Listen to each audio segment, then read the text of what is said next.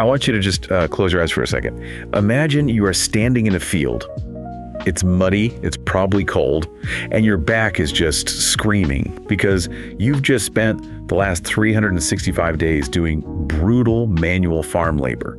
You are exhausted, you miss your family, you are, just bone deep hungry. That's a pretty bleak start to a visualization. Yeah, but stick with me. So you walk up to your boss, the farmer, ready to collect your pay. You've earned £3, which in this world is your entire year's livelihood. It's the difference between your family starving and eating. And the farmer looks at you, he puts the coins on the table, and then he just puts his hand over them. And he says, I have a proposition. You can take this money, walk away, and buy your bread. Or you can give the money back to me, and I will give you a single sentence of advice. I think most people today would call the labor board, or maybe just punch the farmer. Exactly. I mean, it's an insane proposition, right? You can't eat advice. You can't pay your rent with a proverb. But here is the question that just hangs in the air. Is there a sentence in the world worth a year of your life? Is there a piece of wisdom so potent, so powerful, that it is actually more valuable than the gold you could hold in your hand? And that really is the central question of the story we are covering today. And the answer, at least in the world of this text we're diving into, is a resounding yes, an absolute yes. Welcome back to the deep dive. Today, we are not looking at a modern business book or some tech manifesto. We are going way, way back. We are cracking open a very rare, very specific little time capsule. We are looking at a pamphlet printed in 1913 titled Signalil, a tale from the Cornish and Other Ballads. And when we say rare, we really mean it. This is not something you just find at your local bookstore. This is what's known as a Thomas J. Wise pamphlet. And for the dub collectors out there, that name carries a lot of weight. Oh, yeah. These were printed for private circulation, really limited runs, meant for a very specific circle of book lovers, of bibliophiles. And it just gives the document this incredible aura of, forbidden knowledge or maybe forgotten treasure. It totally does. It feels like something you'd find in a locked chest in a dusty attic, And the author, or really the translator and the curator, is George Borrow. George Borrow is a character who, honestly, he deserves his own deep dive one day. Just a fascinating figure. He was this towering personality of the 19th century, eccentric, brilliant, a linguist who reportedly spoke dozens of languages. Dozens. And he didn't just sit in an ivory tower and study them. He walked. He walked across Spain, across Wales, across Cornwall. He spent time with the Roma people, with the peasantry, with the outcasts. He was just obsessed with preserving what he called the voice of the people. That's what I love about this collection. This isn't the history of kings and queens. It's not, grand battles and political intrigue. This is the history of people who had to work for a living. These ballads are like the Netflix series or the true crime podcasts of the 1800s, and for centuries before that in the oral tradition. That's a great analogy. It really is. Before mass media, the ballad was the primary vehicle for entertainment, but it was also for moral instruction. Yep. It's how you taught your kids to be careful. It's how you process social anxiety, the fears of the time. And this collection is so eclectic. We've got a Cornish morality play, a Danish prison break, ghost stories, and some very, very strange Spanish religious songs. But the centerpiece, the absolute gem of this whole collection is that first story. It's called A Tale from the Cornish. And honestly, the plot twists in this thing, they completely hold up. If this were a movie today, people would be screaming at the screen. It is a masterclass in narrative structure. It really is. It's a story about the three maxims, and it starts exactly where we started in the intro, with poverty, crushing poverty. We meet a man named John and his wife. They live in a place called Serverner in Lavon's parish. And the text is just blunt. It says, poverty distressed their life. They aren't just poor, they're distressed by it. It's a weight on them. It's that crushing daily pressure of not having enough. It wears you down. So they make a decision that is, tragically common throughout human history. To survive, they have to separate. John tells his wife, I'll wander forth of work and quest, and you, my dearest, you can earn your living here till I return. It's the migrant worker's burden. It's heartbreaking. He leaves his home, heads east, and he finds a farmer. They strike a deal. 1 year of work for £3. Okay, and we need to talk about the twist immediately because it's the engine of the whole story, and it happens 3 times. John works the full year. 12 months of sweat of being away from his wife. He goes to get his pay. The master offers him the money or the wisdom. And John, unbelievably, chooses the wisdom. He actually begs for it. He says, give it me, I beseech you. It's almost like he senses that he's in a story, that this is some kind of test. But the master is cold.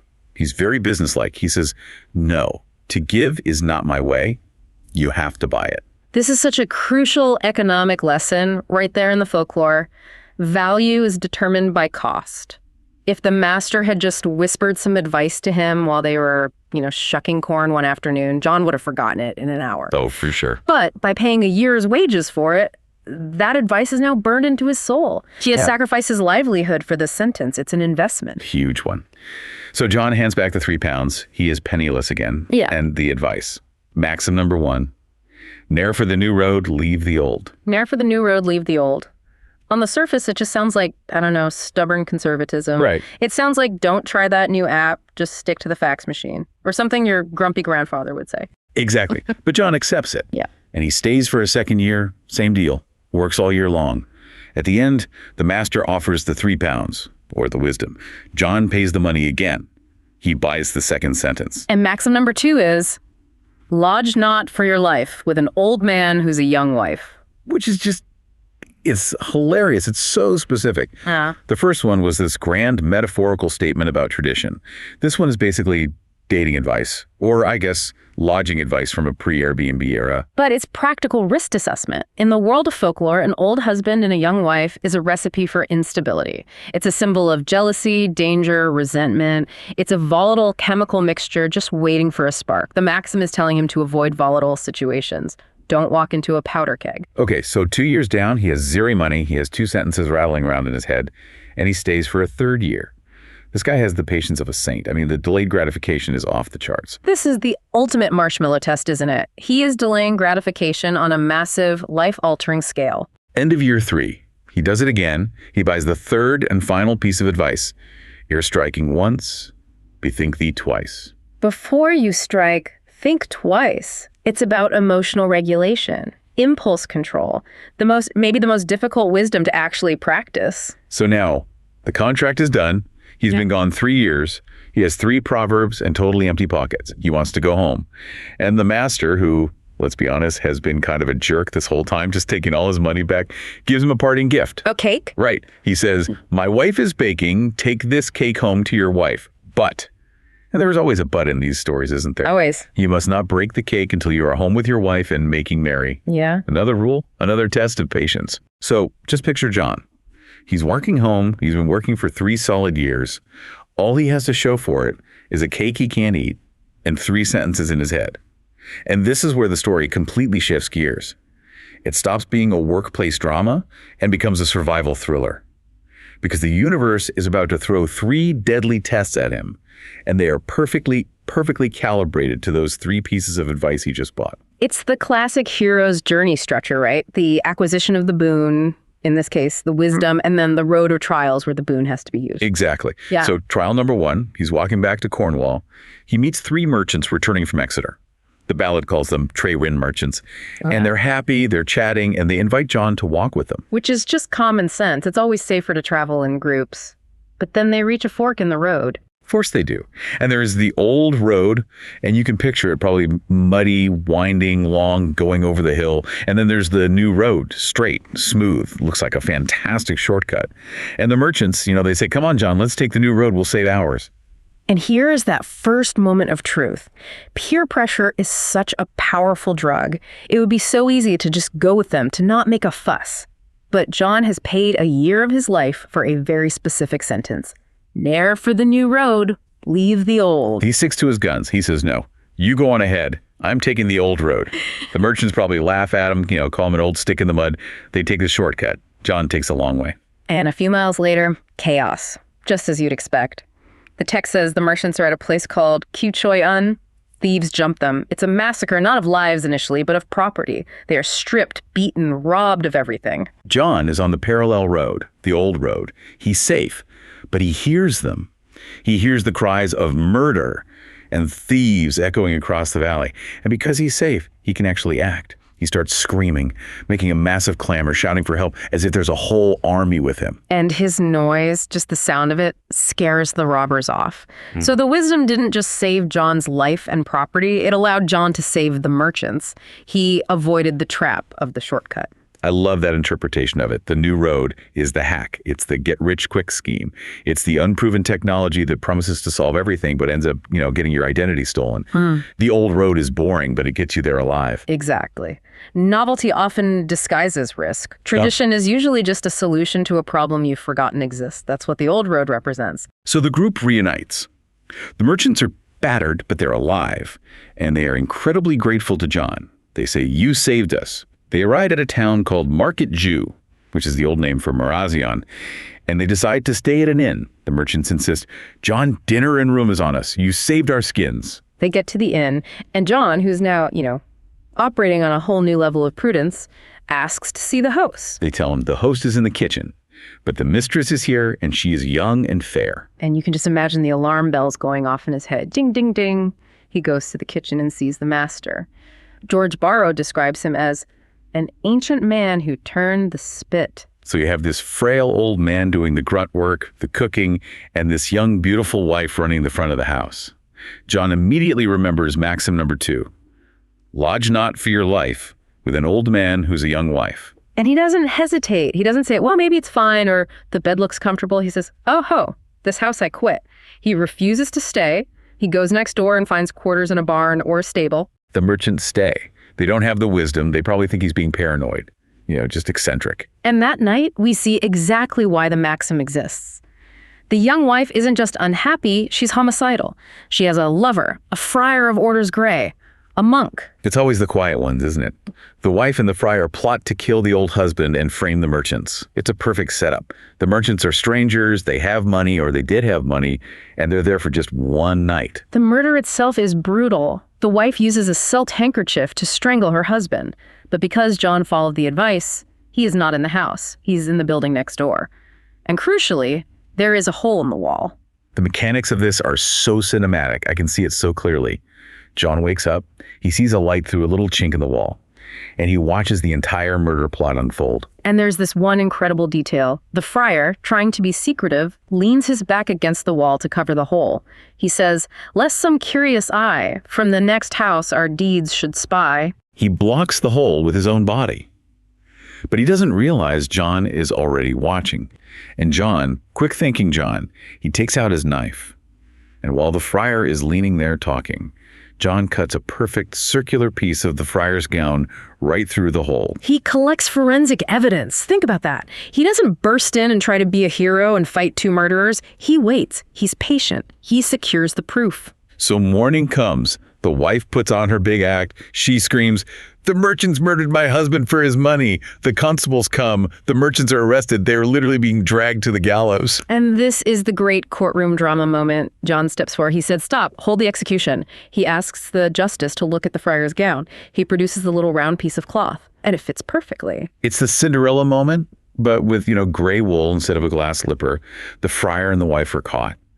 The merchants are saved. Again, a second time. Maxim number 2 didn't just save John from being framed or even murdered himself. It purged the entire community of 2 killers.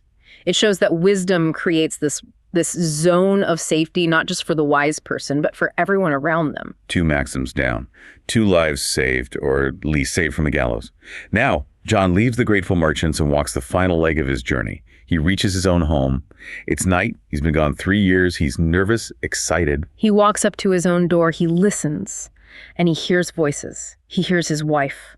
And he hears a man's voice in the bed with her. The text says he was sure. He hears the murmur of a male voice exactly where he should be. The blood just rushes to his head. The jealousy, the betrayal. I mean, can you even imagine? After 3 years of sleeping in barns and working in mud, he comes home to this. He draws his knife. He's ready to kick down that door. And as the ballad says, slay the guilty too. He is seconds away from becoming a murderer himself. Seconds away from destroying his entire life, his family, his soul. And then maxim number 3, like a bell ringing in his head. Ere striking once, bethink thee twice. It stops him cold. It physically stops him. He forces himself to pause, to take a breath. He puts a knife away, and he knocks on the door instead. In name of God, who's there? His wife asks from inside. John answers. And he asks immediately the question that's burning him up. Who is in there with you? And the wife, who is probably terrified and overjoyed at the exact same time, says, "My dear John, when you left, I was 3 months pregnant. This is our son. He is in bed with me. The man's voice that he was so sure he heard, it was his own son, now a toddler or a young boy. Okay, we do have to talk about ballad logic here for a second. If he was gone 3 years and she was 3 months pregnant when he left, the kid is roughly 2.5. I mean, does a 2-year-old sound like a man? Laughs. Probably not. In the world of oral tradition, timelines are elastic. Maybe John was gone a bit longer. Maybe the boy had a very deep voice. But the narrative point is what's important, and it's crystal clear. Perception is not reality. John thought he heard a lover. If he had acted on his impulse on his System 1 brain, he would have killed his innocent wife and his own child. That is a horror movie ending averted by a single sentence of advice. Bethink thee twice. It's the ultimate argument for just cooling off, taking that one extra second. It saved his soul. And now we get the resolution. The family is reunited. John is just happy to be home. He's holding his son. And he remembers the cake. The parting gift. He puts the cake on the table. He says, the master told us to break this when we were merry. And I don't think they could be any merrier. They break the crust. And inside... gold. The original 9 pounds. The master had baked his wages into the cake all along. This reveals the true nature of the master, doesn't it? He wasn't stealing John's labor. He wasn't a con man. He was acting as a high-yield savings account that also taught philosophy. He kept the money safe, because think about it. If John had been carrying 9 pounds in cash on the road... Oh, wow, I didn't even think of that. If he had the money, the thieves at the new road would have taken it from him. Exactly. By taking the advice, he avoided the robbers, so the money was safe in the cake. Exactly. The wisdom was the container that protected the wealth. You cannot keep wealth if you do not have the wisdom to protect it. That is just a profound economic and moral statement right there. That is. Wow. That is a perfect story. It just ties up so neatly. You get the moral victory and you get the cash prize at the end. But this collection isn't all happy endings and wise farmers, is it? We have to pivot now. No, we do not. We move from the stoic, practical wisdom of Cornwall to the dialogue-heavy social drama of Signillo. This ballad feels totally different. It's not an adventure story. It's a conversation. It reads almost like a transcript of a therapy session or maybe an interrogation. It's a dialogue between a lady and her handmaid whose name is Malfred. And it starts with a simple, sharp observation. The lady notices Malfred looks terrible. She's pale, she's sickly, she's anxious. And she just grills her. Why do you look like death? And Malfred tries to lie. She gives an excuse. She says, oh, it's just the sewing. The needlework is so hard on the eyes. But the lady isn't buying it for a second. She keeps pushing until Malfred finally confesses, the gallant young master has led me astray. And then the lady asks a question that is so cold, but so revealing of the heir's mindset. She asks, what gave he thee for thy virtue in pay? In pay. She commodifies the virtue immediately. It's not about love, it's not about feelings, it's a transaction. What did you get for what you gave? And Malfred lists the goods. It's like an inventory. She got gold-spangled shoes, she got a soft silk shift, and she got a gold ring that was, and this is a key detail, nicer than the lady's own ring. That detail about the ring is so fascinating. It suggests the young master was not just seductive, but reckless. He's giving the maid jewelry that outshines the mistress of the house. It's a complete disruption of the social hierarchy. It's a provocation. But the lady hits her with the harsh reality check. She says, essentially, that's all great, you've got some nice things, but he hasn't married you. In the eyes of God and society, you are ruined. Those fancy shoes aren't going to help you when you're an outcast. Malfred knows this. She's not naive. She admits that he has made vows to her, but broken them. To many a maid them he has made and has broke. She knows she is just the latest in a long line of conquests. But then Malfred flips the script. She doesn't just sit there and cry. She takes action. She picks up her gold harp. She weaponizes art. It's brilliant. She plays a tune so beautiful and so powerful that it wakes the young lord in his chamber, and he summons her. He calls her to his bedside. Come sit here, Malfred. And this is the power move. Malfred refuses. She says, oh no, by the saints. For there, noble sir, I've ne'er before sat. She is reclaiming her dignity right there. She is refusing to be accessible to him on his terms anymore. She is drawing a boundary publicly. The Lord tries to, gaslight her a little bit, or maybe just state the facts bluntly. He says, don't pretend you haven't been in my bed before. You've slept in my arms many times. But her refusal, or maybe it was the beauty of the harp music or the public nature of her stand, it breaks his resistance. Something in him changes. He looks at her and he says, my spouse thou shalt be. It's a pretty woman ending. She gets the ring and the title. She wins. It validates the maid's suffering, which is so rare in these kinds of stories. Unlike so many other ballads where the seduced woman ends up dying in a ditch, here she negotiates her way up the social ladder. It's a story about finding agency within a very, very restrictive system. Speaking of agency and outsmarting the system, we have to talk about Serverner and Dame Ingeborg. This is our comedy segment for the day. This is the trickster archetype in its purest form. Serverner is a prisoner in a house called Lindholm, but it's not some dark, grim dungeon. It's a party house. Barrow writes, the swains, they were drinking and making carouse. The jailers are drunk. The security protocols are, let's say, non-existent. Serverner is singing in his cell, and he's so loud and so good that Dame Ingeborg, the lady of the house, wakes up and demands he come sing for the party. It's pure hubris, isn't it? She thinks because he is a prisoner, he is her plaything, her personal entertainment for the evening. She asks him to sing a pretty lovely. And Werner, who clearly has some kind of magical bard energy, agrees. And he sings a song so soothing, so hypnotic, that it puts everyone in the room to sleep. It's a tactical lullaby. The ballad says, Dame Ingeborg sank to a peaceful repose. Everyone is just out cold. The guards, the maids, everyone. Werner doesn't panic. He looks around cautiously. He sees the keys hanging on the wall. He takes them. He unlocks the doors. He just walks out into the fresh air. He is free. But a regular escape isn't enough for a true trickster. He needs the last word. He needs to humiliate his captors. So what does he do? He stands just outside the castle walls and starts singing at the top of his lungs to wake them all back up. It's so incredibly petty and it's so glorious. He shouts, Dame Ingeborg, good night. And then he delivers the final burn, the final insult. He sings, she'd the seen and not have taken a bushel of gold. Now no penny for me shall she ever behold. He's basically saying, you could have ransomed me. You could have been rich, but you got greedy and lazy and you treated me like a toy and now you get zero. It's perfect. It's the total triumph of wit over brute power. The jailers had the swords and the keys and the stone walls, but Werner had the brain and the voice. And in the world of folklore, the clever person almost always beats the strong person eventually. Okay, so we've had the wise man, the clever maid, the trickster knight. Now, we have to go to the graveyard. It's time for the Hedeby Spectre. This is a sharp left turn into horror. The atmosphere changes completely. We have a traveler who ties his horse to a tree and sleeps near a murdered man's grave. And of course, the ghost appears to him. This is not a friendly Casper the Ghost kind of ghost. This is a raw, vengeful spirit. And his complaints are so oddly specific. He's mad about his wife, Kirsten, killing him, which, that's fair enough. But he is obsessed with the page, the servant boy. The usurper.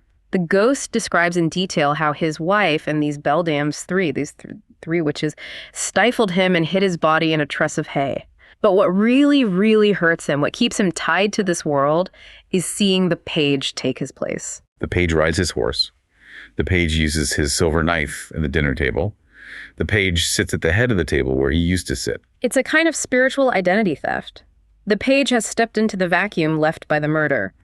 But the detail that really twists the knife, the cruelest part, is how the page treats the children.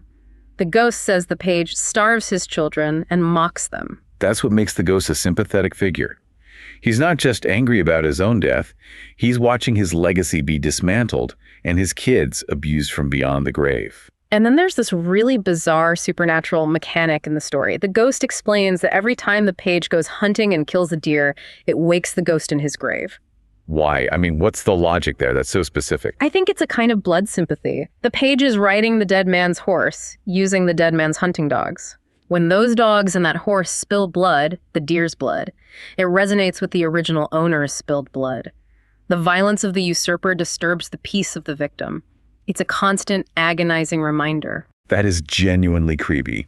It implies everything is connected, that actions have these spiritual echoes. The ghost ends with a chilling threat. If I get my hands on him, it will go sorely with him. We don't see the violence, but the threat just hangs in the air. It's a reminder that justice, even from beyond the grave, is inevitable. You cannot build a happy life on a foundation of murder and cruelty. The old road of justice will eventually catch up to you. Finally, just to wrap up our tour of this little pamphlet, Barrow throws in some short forms, little snippets of songs. And there is one from Spain that just breaks my brain a little bit. Ah, yes. You mean the theological anomaly. Yes. It's a song about Jesus calling his disciples. He asks them, who will die for me? And the disciples are all quiet and abashed, except for Peter and John the Baptist. Which is, from a historical or biblical perspective, impossible. John the Baptist died before Jesus began his main ministry. He was beheaded by Herod while Jesus was still active. He was never a disciple in the same sense as the 12. So why is he raising his hand in this Spanish folk song? What's going on there? It's what we call folk theology. To the peasants singing the song in the fields of Spain, the specific timeline didn't matter as much as the character. John the Baptist was the ultimate tough guy for God. He was the great martyr archetype. So if you were telling a story about bravery and ultimate sacrifice, you cast John the Baptist. Who cares about the timeline? You want the best actor for the role. It's like fan fiction, where you get to do crossovers with characters who never actually met. It prioritizes the feeling of the faith over the literal facts of the scripture. Exactly. It's about emotional truth, not historical accuracy. And then there's that other beautiful, surreal image, the rose growing in the ocean brine where Jesus once stepped. And the Havana's dusky daughters passing over it to get to Mass. It's just this mystical, gorgeous little picture. It connects the divine to the natural world in a really powerful way. The ocean, which is usually a place of chaos and danger, becomes a place of holiness and beauty because of a single footstep. So we've walked the old road. We've broken out of prison with a song. We've summoned ghosts. We've talked theology. What is the big takeaway here? Why should a modern listener care about George Borrow's dusty old pamphlet? I think it all comes back to that very first story, to John the Cornishman. We live in a world that is completely obsessed with speed. We are obsessed with the new road. We want the hack. We want the crypto coin that goes to the moon in 24 hours. We want the 3-minute ab workout that changes our life. We want the 3 pounds now. We absolutely do not want the wisdom that takes a year to learn. Exactly. And John's story is this ancient, powerful reminder that the new road is where the robbers are waiting. The old road, patience, diligence, thinking twice, sticking to your principles, is the only way to actually arrive at the destination with your cake, with your reward intact. And I keep thinking about that hole in the wall. The friar and the wife, they committed their murder because they thought they were unobserved. They blocked the hole, they thought the wall was blind. But John was there. There was a witness. In our modern digital age, we have no walls. Everything is visible, everything is recorded, and yet we act with so much less caution than John. We tweet on impulse, we destroy reputations on a whim, we absolutely do not bethink us twice. We are the foolish merchants, aren't we? Just rushing down the new road, eager for the shortcut, and wondering why we keep getting ambushed. Maybe it's time to stop, take the long way home, listen to the old advice, and maybe, just maybe, find the gold that's hidden inside the cake. Stay wise. Thanks for listening to The Deep Dive. Catch you on the next one.